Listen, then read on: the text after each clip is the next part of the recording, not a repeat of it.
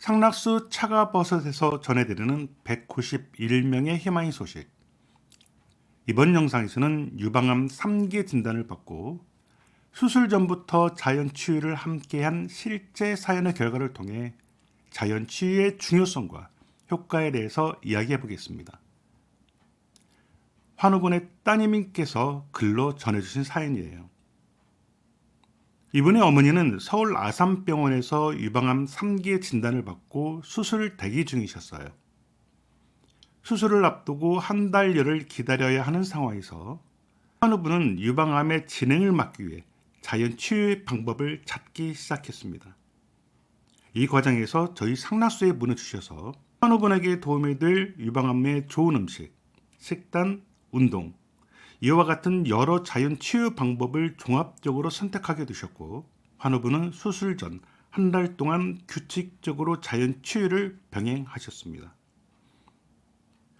환우분과 같은 유방암 3기는 다른 장기로 전이되지 않은 상태이지만 암이 유방암의 주변 조직이나 림프절로 퍼진 상태로 암 크기와 범위가 상대적으로 큰 편이에요. 수술, 림프절 제거, 수술 전 혹은 수술 후 항암 치료, 그리고 방사선 치료와 호르몬 요법 등 이와 같은 방법들이 일반적인 병원 치료 방법입니다.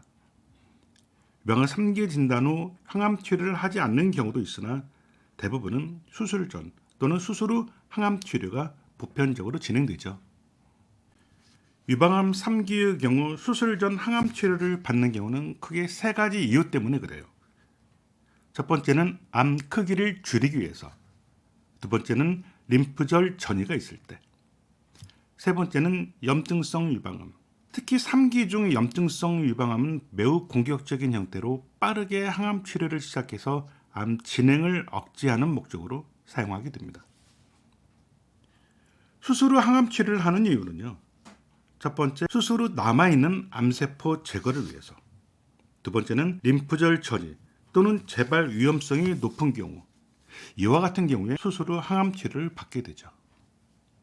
유방암 3기 진단 후 수술 전부터 자연치유를 함께한 결과는요, 매우 긍정적인 결과로 나타났어요. 수술 후 담당 교수님은 다른 장기로 전이 없이 암이 깨끗하게 자리 잡고 있어서 수술을 무사히 마칠 수 있었다고 전했습니다. 또는 환우분은 유방암 3기임에도 항암 치료를 받지 않아도 된다는 판정을 받으셨어요. 같은 시기에 병동에 같이 입원하여 유방암 수술을 받은 다른 환자분들 중 유일하신 경우였죠. 그 이후 재발 없이 건강히 잘 생활하고 계시고, 이후 유방암 완치 후에도 열심히 자연치유와 함께 생활하고 계십니다. 환우분은 3기 진단 후 수술 전 한 달 동안 자연치유를 병행함으로써 수술 후 회복이 빠르고 암의 전이를 막을 수 있었던 경우셨습니다. 이처럼 자연치유는 유방암 치료 과정에서 중요한 역할을 할 수 있으며 수술 전에 몸을 튼튼하게 만들어 수술 후 회복을 돕는 아주 중요한 요소예요. 하지만 주변에 자연치유란 이름으로 환우분의 상태, 치료 시기 등을 전혀 고려하지 않고 오히려 건강을 해치는 경우들도 종종 있어서 올바른 자연치유를 할 수 있도록 전문가의 도움을 받는 것이 좋습니다.